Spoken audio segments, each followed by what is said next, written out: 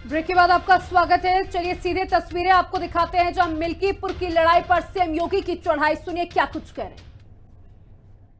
उनकी सेवा करने का सौभाग्य प्राप्त हो रहा है। आप याद करिए, पिछले 10 दिन के अंदर, पिछले 10 दिन में प्रयागराज में 10 करोड़ श्रद्धालुओं ने पावन त्रिवेणी के संगम में स्नान किया। 10 करोड़ लोगों ने। दुनिया के तमाम देशों की आबादी 10 करोड़ नहीं है। और 13 जनवरी से 26 फरवरी के 45 दिनों के अंदर महाकुंभ में जो स्नान होगा, बहनों और भाइयों, ये 45 करोड़ श्रद्धालुओं की आने की संभावना है। 45 करोड़ आबादी दुनिया में केवल 2 देशों की है। 45 करोड़ से ज्यादा, एक भारत की है और दूसरा चीन की है। बाकी दुनिया के जितने भी देश हैं, लगभग 200 देश हैं, उन 200 देशों की आबादी 45 से 40 करोड़ से कम ही है। हम उत्तर प्रदेशवासी, भारतवासी सौभाग्यशाली हैं। ऐसे ही नहीं, हमारे ग्रंथों ने लिखा है कि दुर्लभम भारते जन्म मानुषम तत्र दुर्लभम। भारत में जन्म लेना दुर्लभ है और उसमें भी मनुष्य के रूप में जन्म लेना और भी दुर्लभ है। और प्रयागराज महाकुंभ इस बात का एहसास करा रहा है। पूरा देश, पूरी दुनिया, हर सनातन धर्मावलंबी बिना जाति के, बिना पंथ के भेदभाव के एक संगम में स्नान कर रहा है, गौरव की अनुभूति कर रहा है। मां गंगा का आशीर्वाद, भगवान प्रयागराज का आशीर्वाद उस संगम के माध्यम से प्राप्त हो रहा है। और संगम का एक ही संदेश है, महाकुंभ का एक ही संदेश, या त्रिवेणी का एक ही संदेश, एकता से ही अखंड रहेगा ये देश।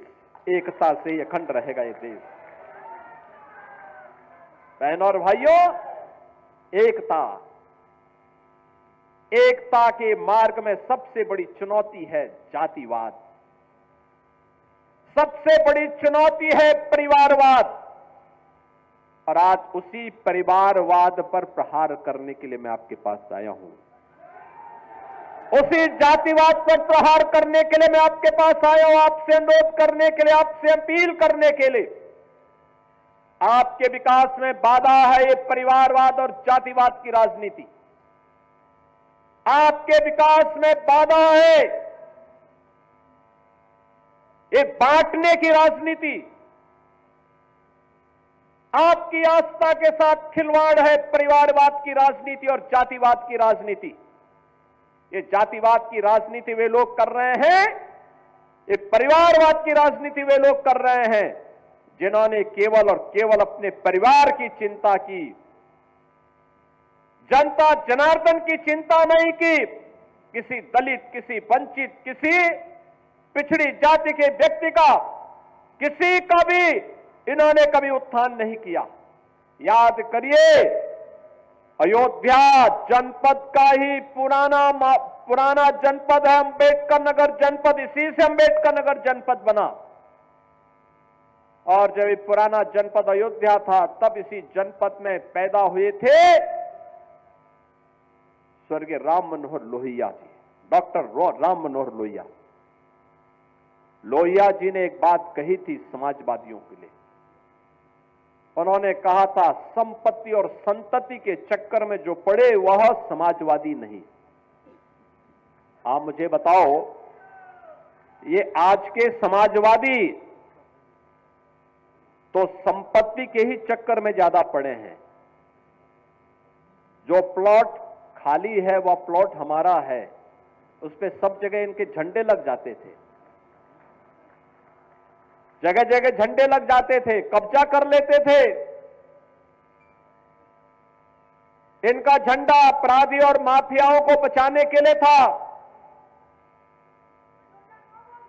और बहनों और भाइयों, इनकी सहानुभूति कभी किसी गरीब के प्रति नहीं होती है, किसी कमजोर के प्रति नहीं होती है।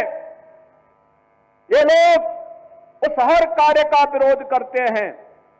आप देख रहे होंगे समाजवादी पार्टी के अध्यक्ष का, पूर्व मुख्यमंत्री का बयान, महाकुंभ को लेकर के जब पूरा देश और पूरी दुनिया प्रयागराज की धरती की ओर आकर्षित हो रही है, तब ये रोज महाकुंभ के बारे में दुष्प्रचार करते हैं, रोज दुष्प्रचार करते हैं, यानी दुष्प्रचार करके भारत की आस्था के साथ खिलवाड़ करते हैं, आपकी आस्था के साथ खिलवाड़ करते हैं।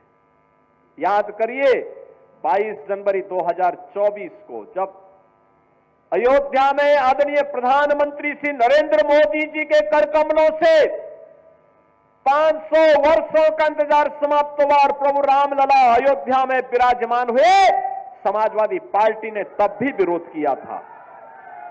समाजवादी पार्टी ने तब भी विरोध करके आपकी आस्था के साथ खिलवाड़ किया था। ये वही समाजवादी पार्टी है, ये वही समाजवादी पार्टी है जिस समाजवादी पार्टी के हाथ कार सेवकों की खून से सने हुए हैं।